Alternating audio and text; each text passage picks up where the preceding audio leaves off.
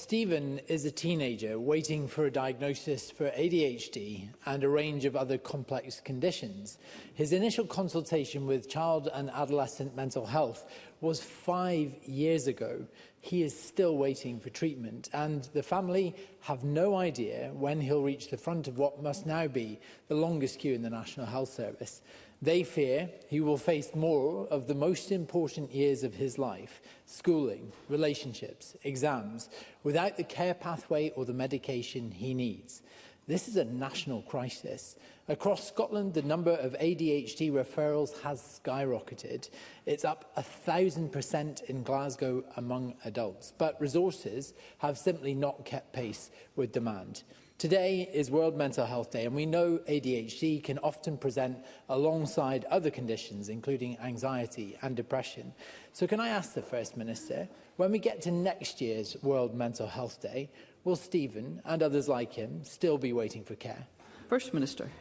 Presiding Officer, first of all, I'm sorry that Stephen has waited as long as Mr Cole-Hamilton has narrated to me today. And if he wishes to furnish me with the information about the case, I will, of course, look into that case and see what can be established. What I would say to reassure Mr Cole-Hamilton is that we've seen a 15% increase in the number of people accessing CAMS services compared to the pre-pandemic levels.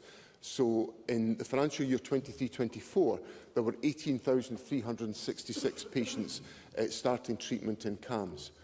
Now, in 2022 and 23, we've seen the highest number on record of people starting treatment with CAMS. 1 in 2 children and young people referred to CAMS now start treatment within 6 weeks, which is a significant improvement on the pre-pandemic levels.